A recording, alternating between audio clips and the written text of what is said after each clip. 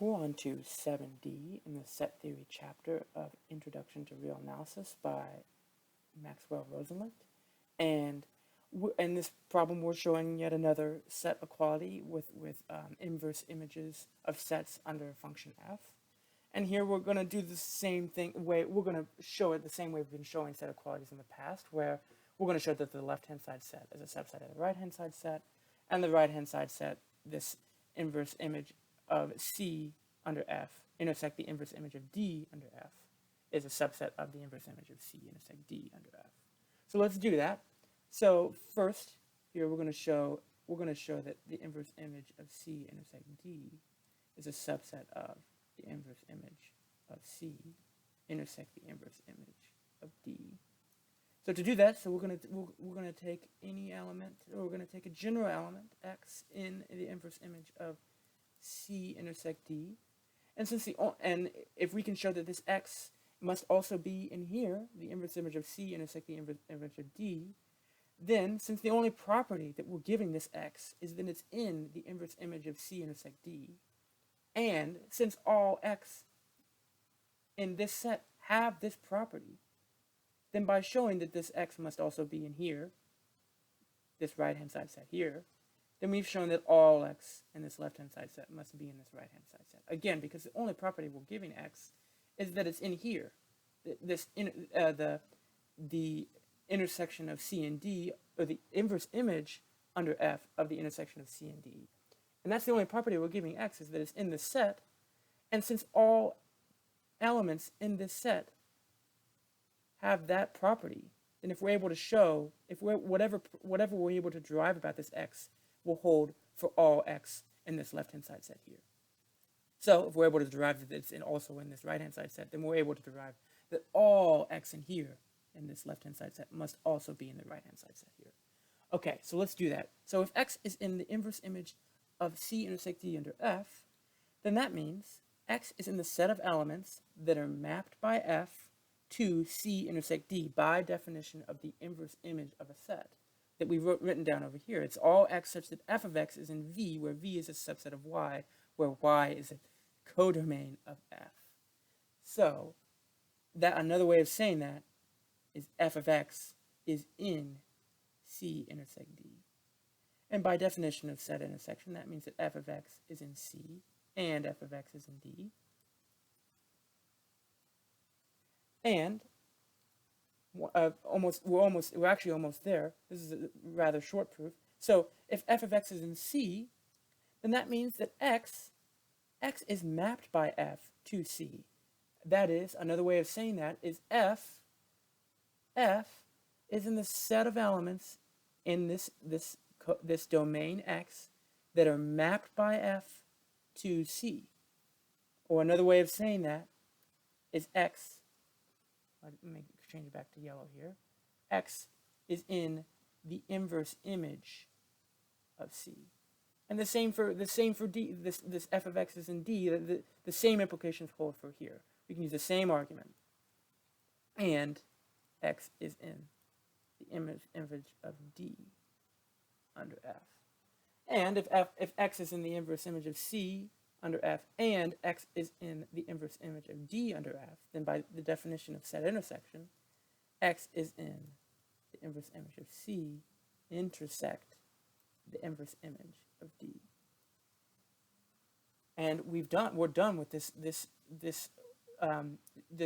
proof of the left-hand side set being a subset of the right-hand side set.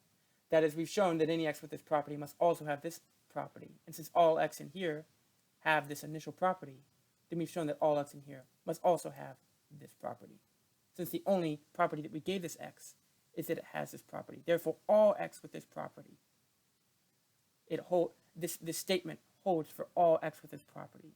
And since all x with this property is precisely all elements in here, then all x with this property, and therefore all elements in here, must also be in here, since we were derived that this property, which is the same as saying that all x in here are in here. So, moving on to part 2, where we show that the inverse image of C under F intersect the inverse image of D under F is a subset of the inverse image of C intersect D. So we're going to say let X be, like before, let X be in the inverse image of C intersect the inverse image of D. And that means that f of X, again, or excuse me, let's take a step back here. I skipped a step. By the definition of set intersection, that means that X is in the inverse image of C under F, and X is in the inverse image of D under F. And now we can say, so if X is in the inverse image of C under F, then that means that X is an element in X, the domain of F. X is an element in X here that is mapped by F to C. Or in other words, F of X, the image of X under F, is in C. And we can say the same thing for X being in the inverse image of D, F of X. That means that F of X is in D. And just to be clear here, we're hinging greatly on this. We're hinging this on this definition that I've written up here. This remember up here that I've written, and this is really useful for us in this proof, and the proof in the previous video of 7c. So f of X is in C and f of X is in D, and by the definition of set intersection, that means that f of X is in C intersect D. And look at this, we're almost done. We have a few more lines of proofs of implications to go. So if X is mapped by F to C intersect D, then that means that X is in the set of elements. Let me scroll up to our picture here, this might be helpful. X is in the set of elements. We can just replace C here with C intersect D. X is in the set of elements in the domain X that are mapped by F to C intersect D.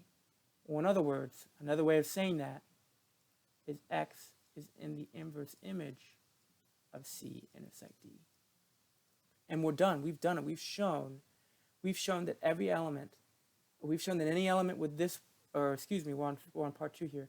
Any element with this property must also have this property. Since the only property that we gave this X, this initial X that we started out with, is that it has this property here, that it's in the intersection of the intersection of the inverse image of C under F with the inverse image of D under F. So the only property is that X has is this property right here. And since we were able to derive that that same X also has this property, then that means that all X with this property, and therefore all X with this property is precisely all X that are in here, in this left-hand side set here. All X in here, that means that all X in here must also have this property, or in other words, all X in here must be in here, the inverse image of C intersect D under F. And that means that that's another way of saying that the left-hand side set is contained in the right-hand side set. And that's another way of saying that the left-hand side set is a subset of the right-hand side set, the intersection of C intersect D under F. And we've gone both ways. We've shown that the two sets on either side of the equality sign are subsets of each other.